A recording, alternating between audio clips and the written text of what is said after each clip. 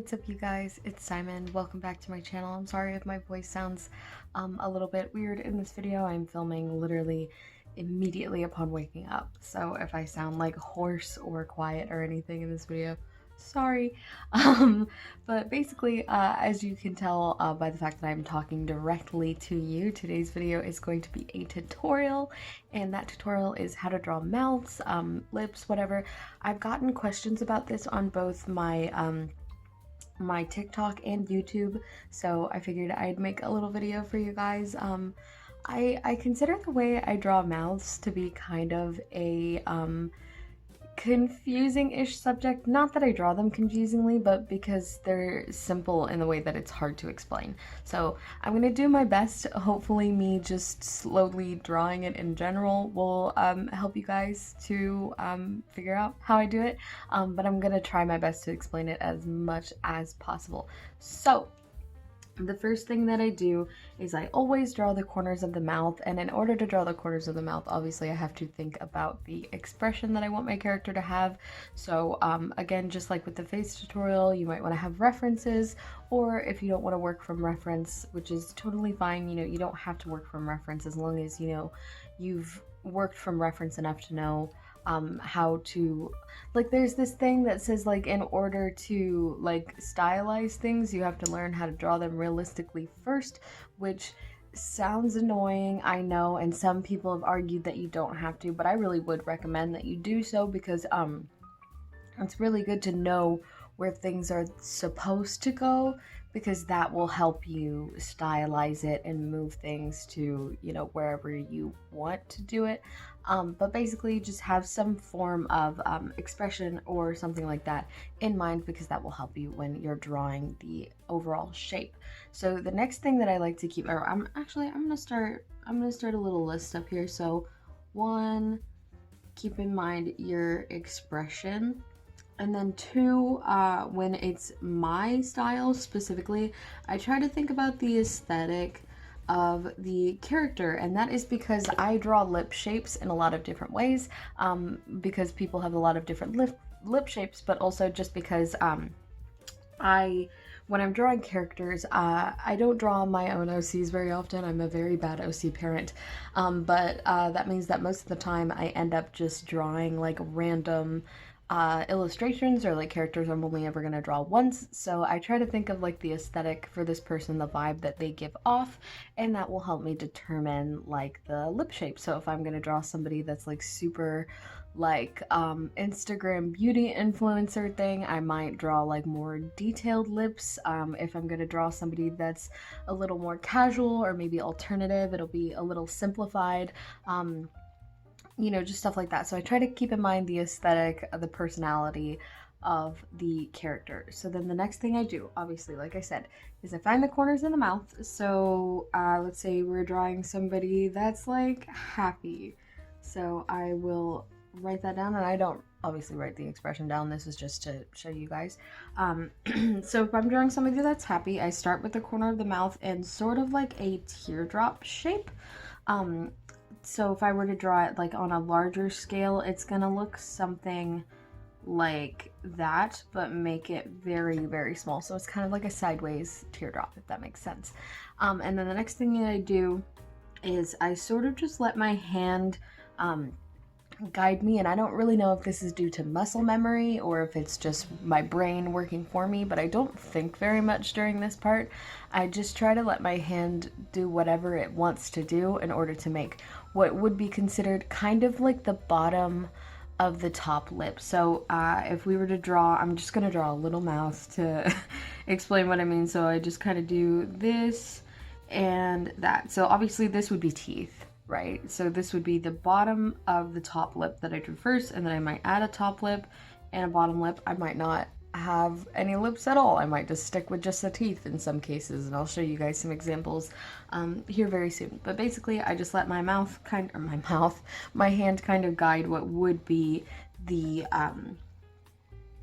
bottom of the top lip. So if it's happy, I tend to do like a kind of curve up here, and it's not necessarily a straight line, it's kind of like a straight line with an arc, and then it comes back down, and then I'll end that line with another one of those little teardrop shapes. And I always fill them in. I don't know why I started doing this. I don't even really know where I picked it up, because now that I've done it for so long, I don't really see too many other people that make it like thick like this. I know there's a lot of artists, but not on my feed, so I don't know who I picked this up from. But I did pick this up from somebody, obviously. So yeah, I always do like these thick little teardrop shapes, and then eventually I will add additional shading to them when we get into the coloring.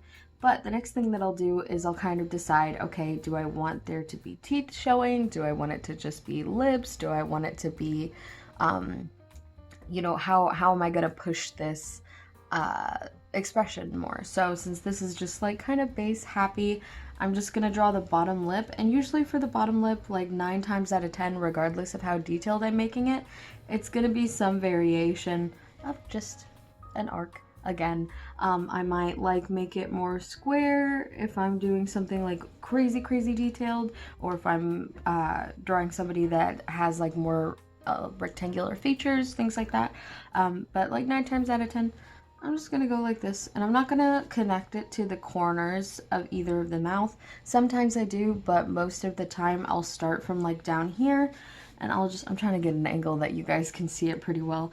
I just kind of bring it over to the other side, and I don't necessarily, again, connect it to either of these. If I know that I'm going to be drawing lipstick, I will try to connect it, just because sometimes I draw it, like you can see here, it's a little bit wonky and it leads into the actual corner of the mouth, which obviously your lips form together to create the corners. They don't lead into the middle of the corners of your mouth. But if I'm not drawing lipstick, then that doesn't usually matter, because, you know, you're not looking so closely at the lips that you notice something like that. So again, if I'm going to be drawing lipstick, I connect them. If I'm not, which most of the time I'm not, I don't worry about it. Or if I'm drawing glossy lipstick, I don't do that, because then I can just slap the color on top of it, because it's usually like something lighter, like a soft pink or something like that, to the point where you won't really notice if it's not connected.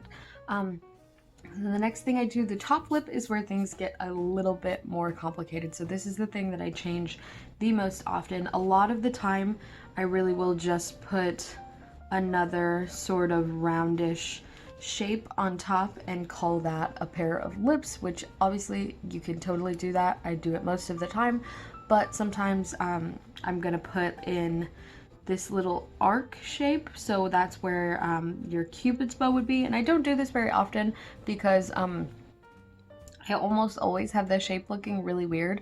But on the TikTok, where someone asked if I could do a tutorial, I had a lot of these on there, so I actually was gonna include these in the tutorial, even though I don't usually do them. So I'm gonna draw what would be the cupid's bow, and then adjust it 5 million times in a row, because again, I don't draw it very often, so I don't quite know exactly how the cupid's bow works. But I basically, oh, went crazy there.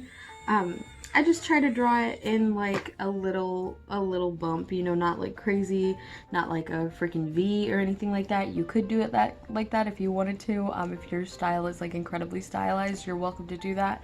Again, you can break the rules however you want, so long as you know how to follow them at first, if that makes sense.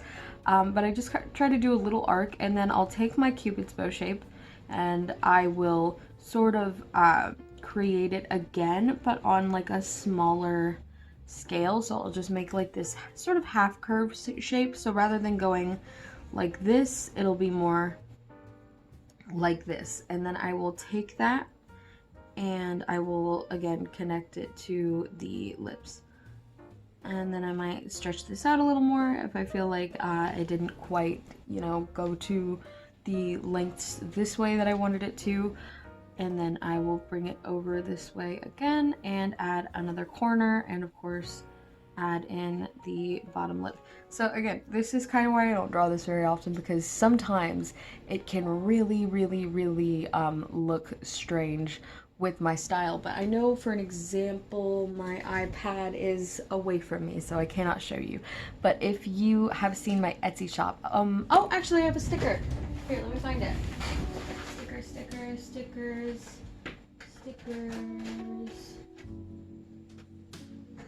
There.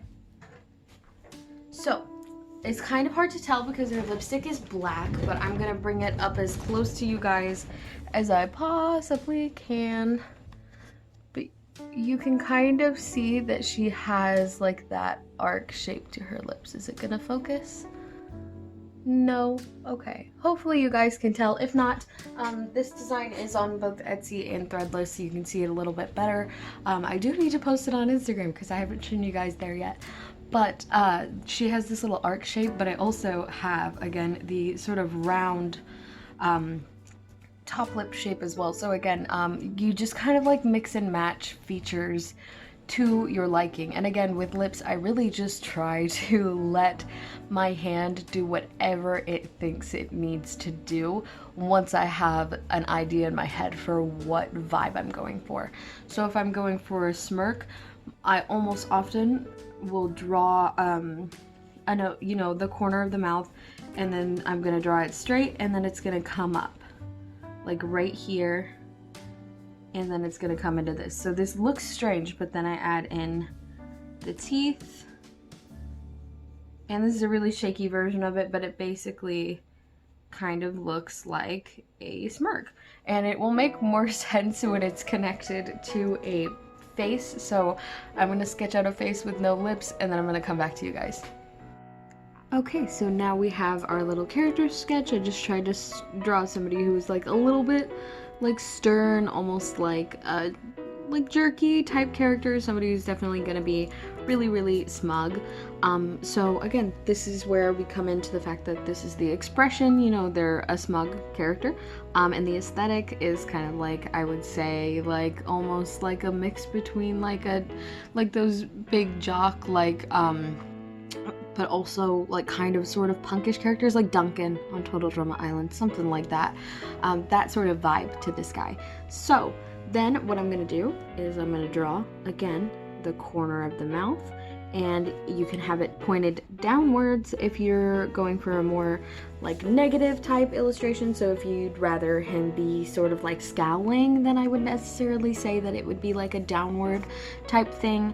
If he was frowning, you know, it'd be like a downward thing, but smirks for me are usually more upwards because they are indicative of like sort of a positive emotion, if that makes sense. So I would point it upwards, and then I'd kind of bring it almost straight, and then I'd bring it up into this, and I'd curve back up again, and then back into that. So it's kind of like this sort of like tilted sideways diagonal sort of smile type thing. And then I would bring this back, and I'd add in the teeth. I would actually add them in a little bit sooner than that. And I'd curve them around like this, so that brings us our smirk. And then I would add a bottom lip, and usually when I draw smirky expressions, they kind of tend to go up towards the nose quite a bit. So unless I think that the character would have like thin lips or something like that, I'm not necessarily going to draw the top lip, or I might draw it like up in this corner here, or even just like put something along the corner of the mouth to again indicate that they are smirking, something like that. But I usually, when it comes to this expression, will only draw the bottom lip. So I'm gonna do that for you as soon as I erase these guidelines. And then, like I said before, if I'm going for somebody with like a stronger like jawline, I might also give them like a square bottom lip. So I'll do that.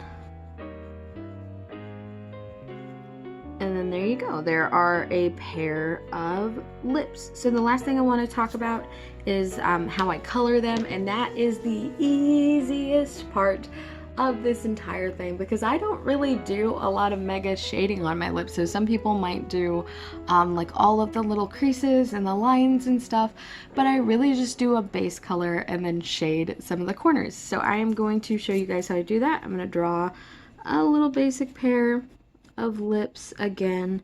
I'm gonna probably do them closed, that way you guys can get the best representation for how I would draw them. So this is gonna be the same sort of technique, whether it's, again, like I was saying, ones with like lipstick or ones without it, but I'm gonna just do glossy lips that way, because I do more details when I do glossy lips so that you guys can see the full extent. So the first thing I'm gonna do is I'm gonna entirely cover the lips in our base color. So grabbing those for you guys right now, I'm gonna fill it in with the base color. And again, even if I have a lipstick, I am going to do this step. And normally I do line art, that's why this is disappearing. So let me do a little bit of line art on top. Sorry, my voice got wobbly. I was about to sneeze real bad. Okay, so doing some quick line art on top that hopefully is not going to bleed.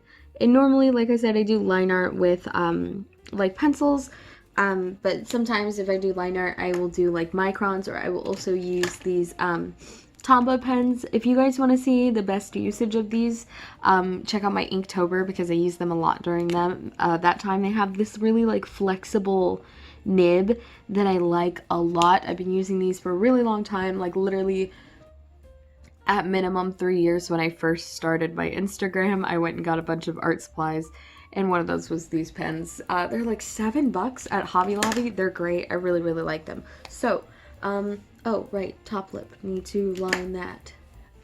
So basically I'll get my line art, whether it's done in pencil or liner, it doesn't matter, some form of line art, or if you want to go lineless, you can go lineless. Just make sure you can somehow see your sketch underneath so that you can build up that color, you know, the things that you want to do.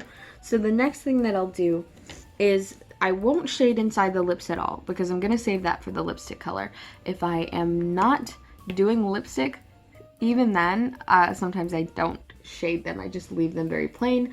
Best example of that would be my Todoroki drawing that I did, that's also up on Etsy, but is also pretty far back in 2019 on my Instagram. So if you guys want to see an example of that, that is where that is. But I will always shade the outer corners of the mouth.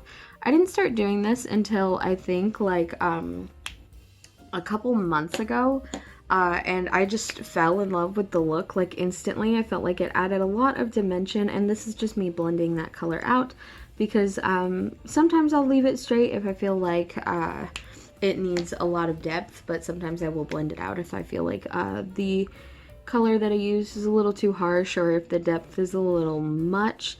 But I always will add a little bit of shading in the corners of the mouth, because I just feel like it adds a very nice touch. So the next thing that I'll do, and I actually need to add more of my base color because I did not leave enough room, is I will add some shading under the bottom lip. I do this in my sketch a lot, but I also add it again when I'm going into coloring.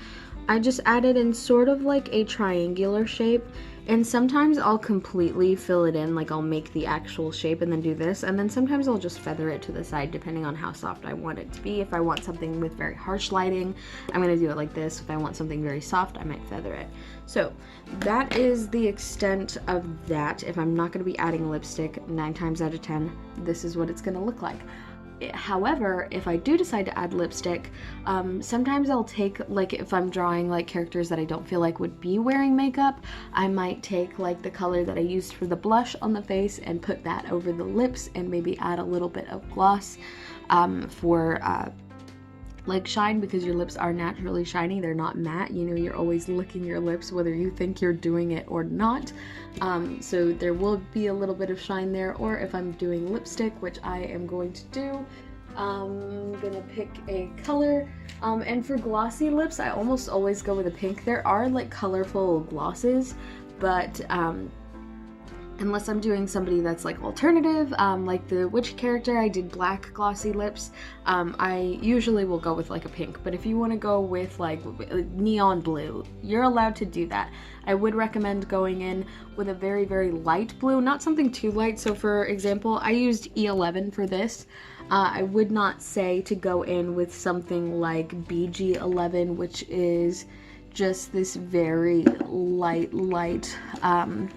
bluish green color, because that's going to do that spreading thing that I taught you guys about in the Copic tutorial.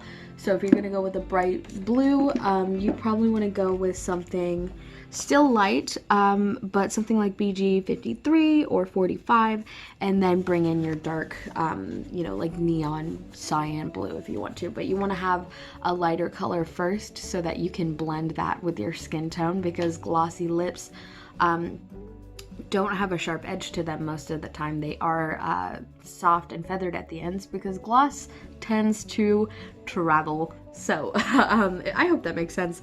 But essentially, you're gonna have a soft, like, feathered edge with glossy lips. So I'm gonna do an example of gloss for you guys, but if you want to do a matte lip, it's literally the exact same thing. You just don't add the shine. So I will show you guys how to do that. So I'm gonna grab some colors that I think would work well for this. Give me just a sec.